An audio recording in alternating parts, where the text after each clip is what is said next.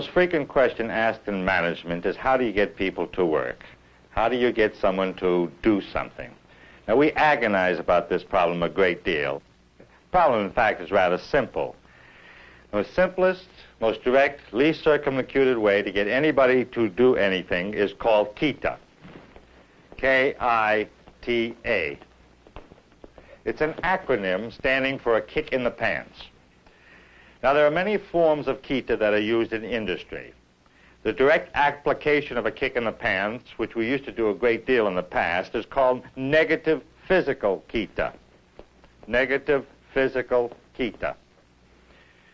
We don't do this very often today. First of all, it's not elegant. And secondly, when you kick someone in the pants, it's a direct attack on the body. And a direct attack on the body is mediated through the autonomic nervous system. The autonomic nervous system is the reflex nervous system of the body. The man just might kick you back. So because it's not elegant and because it's dangerous, we do not use negative physical KITA very much today. But we psychologists have come to the rescue of managers who like to use KITA. In the past 60 years, we've developed more ways of kicking people psychologically in the pants. We play on all the status needs, all the ego needs of individuals. You know, people hurt. You give me 15 minutes with anyone, and I'll find out what makes them hurt, and I'll play a tune on it, and they'll tell me where the gold is buried. So we call this negative psychological KITA.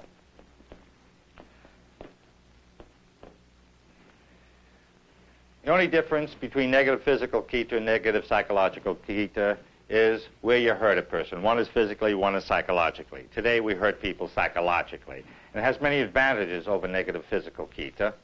First of all, if you abhor the sight of blood, when you hurt people psychologically, they bleed silently. Secondly, when you hurt people psychologically, it's mediated through the central nervous system, the brain. And the brain has inhibitory powers to it. For example, if you see a girl in the miniskirt, your autonomic nervous system says, grab her. Your brain says, wait a minute, there are problems here. So you're protected from the backlash. And lastly, if a man does complain when you hurt him psychologically, you can always accuse him of being paranoid. Now, if I kick you in the pants, who is motivated? Well, who wants you to do something? I am. I'm the one that wants you to do something, so I am the one that's motivated. You're the one that moves. Now, let's get this distinction very clear because it's an important difference.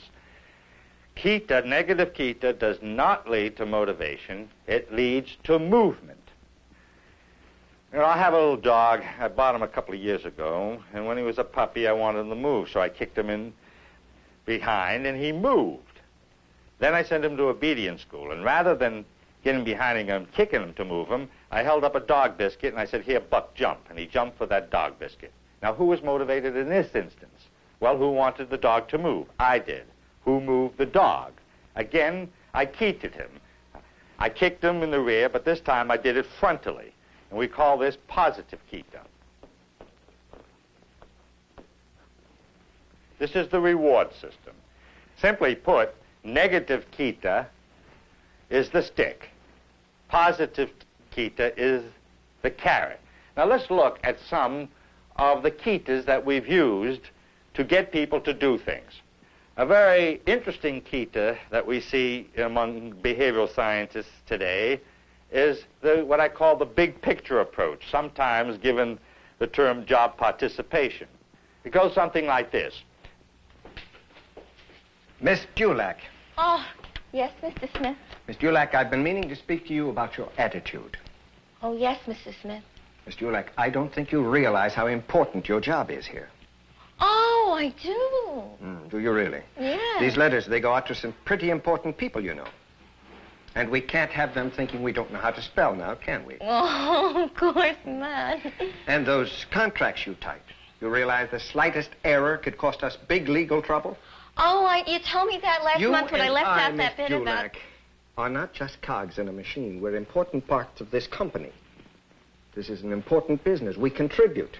Contribute? Oh, I like that. Miss Dulac, do you really believe that what this company does makes our customers happier? Oh, yes. What would people do without... And we make the best in the business. This is an important business, Miss Dulac. We're important. You're important. I need you. What would I do without you?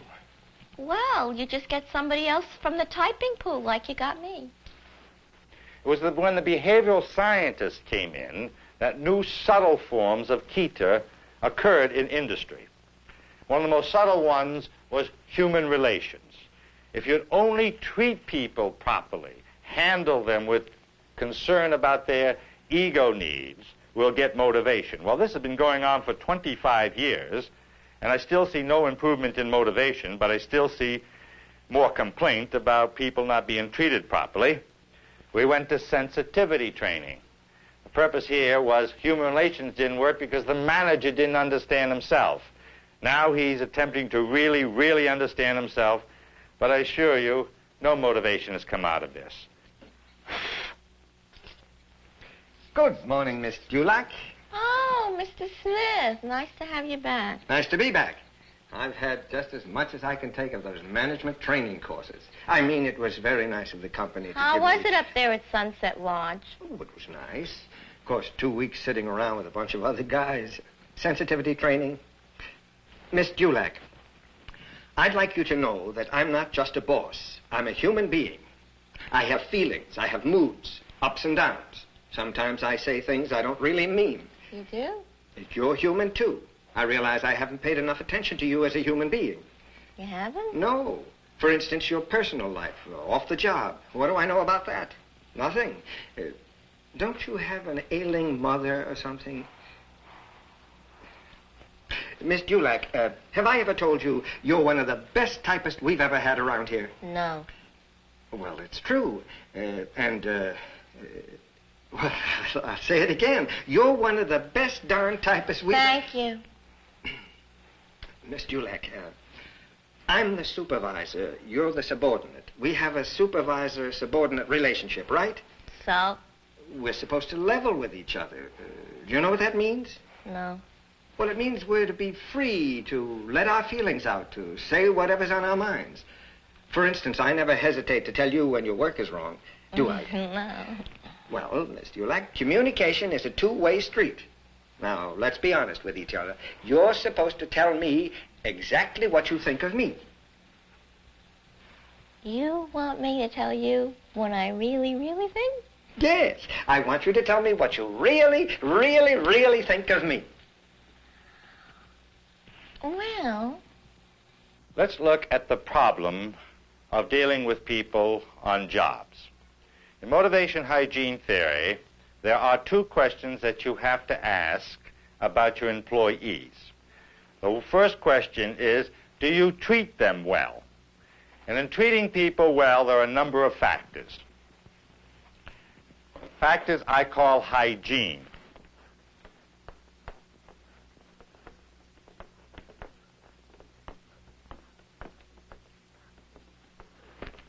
These factors we've discovered, found in our job attitude research, consists of this: the company, its policies, and its administration, and the kind of supervision people receive while they're doing their job, the kind of working conditions and interpersonal relationships that surround their job, the amount of salary, status, and security they accrue for doing their job. These factors do not lead to motivation, but without them, they lead to a great deal of dissatisfaction. The commonality among these factors is that they describe the job environment, the job surround, rather than the job itself. This is the way you treat people. You give them good policies and administrative practices. You give them good supervision. You give them good working conditions. You give them good interpersonal relationships, salary, status, and security, etc. It is necessary to treat people well, because if you don't treat people well, if the hygiene factors are poor, then they will give you poor performance. But if you treat them well, they will not give you good performance. Now, one of the first questions you have to ask in managing of people is, how do you treat people well? Well, let's look at the dynamics of hygiene to see the problem. All hygiene is based upon the primary drives of the body: eating, drink, sex, breathing, and so on. All of these drives of the body are very short term. I'm hungry, but I get hungry very quickly again. I breathe, I got to breathe again. Similarly, if I get status, I will not be dissatisfied, but I'll get dissatisfied again. Well, the job's a job, you know. Well, it's closer to the bus line. I'll get home a lot earlier. Uh-huh. Well, listen, Shirley, I'm going to say goodbye now. It's about that time. Thank God it's Friday. Yeah, bye. Miss Dulac, you're not thinking of quitting. Oh, it's nothing definite yet. Aren't you happy here? Well, it's not so much that. You're dissatisfied? Not exactly. Well, surely you can't complain about your working conditions. Plenty of light, a nice desk, the best model typewriter, and the best of equipment. No, well, it's not that. Well, didn't we clean up the ladies' room after you girls complained last year? Uh-huh. And the food in the cafeteria is not as bad as it used to be. Well, the fringe benefits, the hospitalization, the pension plan. Oh, it's a very good pension plan. Yes, well, last year, didn't you become eligible for a 2 weeks vacation? Didn't you go to Florida or somewhere? Rockaway. Yes, well, what is it, more money? Well, surely you haven't forgotten the raise I put through for you. When was it? Just about 6 months ago. Mm. Well, Miss Dulac, what is it? What have you done for me lately? No matter how many times I've breathed in the past, I've got to breathe again. So all hygiene is cyclical. It goes back to zero. And not only does it go back to zero, but the 0 point escalates. If you get a $1,000 increase in salary, and the next year they give you a $500 increase, psychologically you've taken a $500 cut. So let's look at the problem of how do you treat people well so they don't hurt. No matter what you do, it's going to have A, no motivation, B, it will be short term, it will go back to zero, and the 0 point will escalate. Now, how do you treat people well on a job? What is good hygiene? There is no answer to this question. It's one of the unanswerable questions in life. You've got to clean up the job environment. You have no choice. You will not get motivation, but you'll have to live with it. Now, there are some approaches to the management of hygiene which will not answer the question because there is no answer. But it will at least keep you or companies from exaggerating their hygiene problem. The first thing to do is never use hygiene as a kita. Never use hygiene as a reward. Because what you're doing here is getting people to be seduced away from an achievement motivation to a reward motivation. For example, if a person does a good job, and you say to him, because you did a good job, here's your reward, in a sense you've degraded that person. Second point is to give the hygiene and shut up about it. The more we preach people's behavior is dependent upon an external stimulus, the less we're going to get people to recognize that there is an internal need for achievement, for growth, for accomplishment. And thirdly, simplify hygiene. All our attempts to improve industrial relations over the years, all they have succeeded in doing is increasing the number of sources of dissatisfaction people have with the way they're treated. Man has got an infinite capacity to find an infinite source of things that make him infinitely miserable. Now there's another part of people on jobs. It's not how you treat them, but rather how do you use them. We call these factors the motivators. And they consist of achievement on a task, recognition for task achievement, interest in the task, responsibility for enlarged task, and growth and advancement to a higher level task. These are the factors that produce the internal generator in people to want to make them do the job better, and continue to work in a motivated fashion. Now, do you want motivation, or do you want movement? Well, most companies insist they want motivation, but really they want movement. Why? Because in managing motivated people, the company, the manager, has to give up his most precious managerial tool, and that's the stimulus that moves people. Because in motivated people, as I said, the stimulus is internalized. They move when they want to move and because they want to move. This is a whole different process. Now, in the past, I've said to management, don't fool around with managing by motivation. Use movement. Find a new gimmick. Find a new human relations program. Find a new incentive system over here. Move people. As long as you can afford it, don't fool around with motivation because it's a very difficult process. In fact, over the years, we've learned how to manage people by kita. We've never learned how to manage motivated people. It's an entirely different process.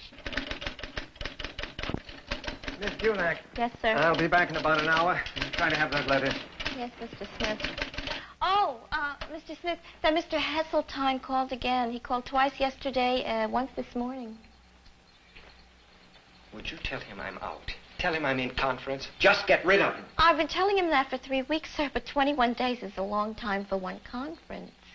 He says he still doesn't understand the stockholders' newsletter. He owns 1 share of common stock in this company. I spoke to him on the phone for 15 minutes. I explained that newsletter to him thoroughly. Doesn't understand your explanation. I'm not going to talk to him again.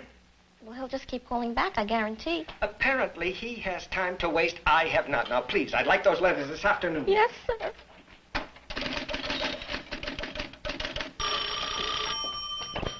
Mr. Smith's office. No, I'm sorry, he's not. Who's calling, please? Oh, hello, Mr. Heseltine. No, I'm sorry. Can I have him call you back? Well, I don't know when he'll call you back. Oh, he happens to have a lot of conferences. Yeah, well, look, Mr. Heseltine, we have been talking to each other for 3 weeks now. I feel like we're almost friends.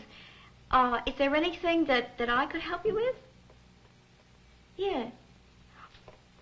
Oh, all right, just a minute. Uh-huh. Well, what is it exactly you don't understand? Stock, purchase, warrant, detachable after May what? 15th? Right. Cash, dividend. Oh, yes, well, they just say it's cash, but actually it's a check. Oh, you got the check. Oh, yes. Yes, you can deposit it. Yes, now, the other things I'm going to have to look up in the book. Would you hold on just a minute, please?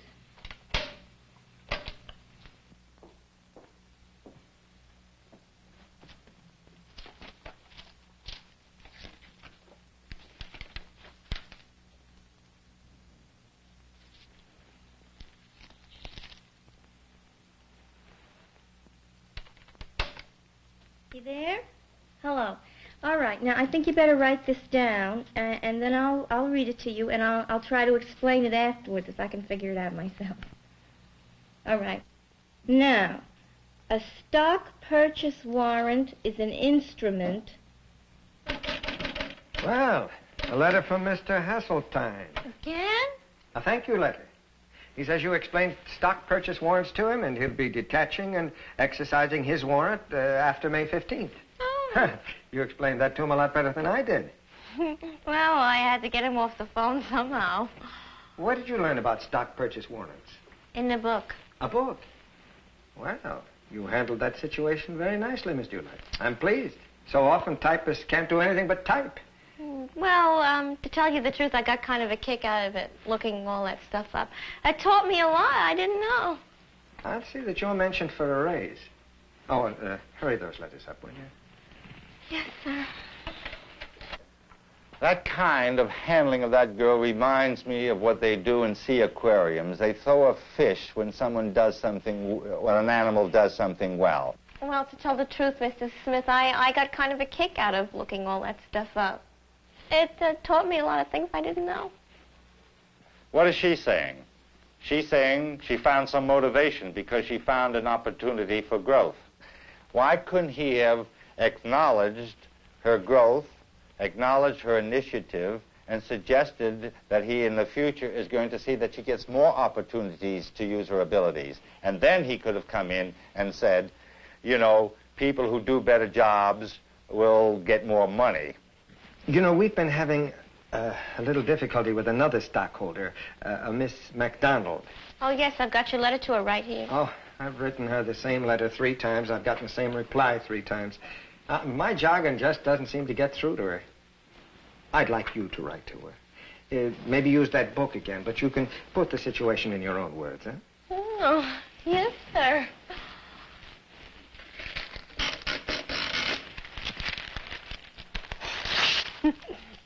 To summarize the handling of people at work, there are 2 approaches. They have to be done simultaneously. The first question is, how do you treat people? You treat people as best you can. You treat people so they have a minimum of dissatisfaction. That's one whole question. You do not get motivation from it, but you do get the absence of a great deal of problems. The second question is, how do you use people? And you have to use people so they can get achievements, recognition for achievements, interest in their job. They have responsibility, and they can grow and advance in their jobs at work.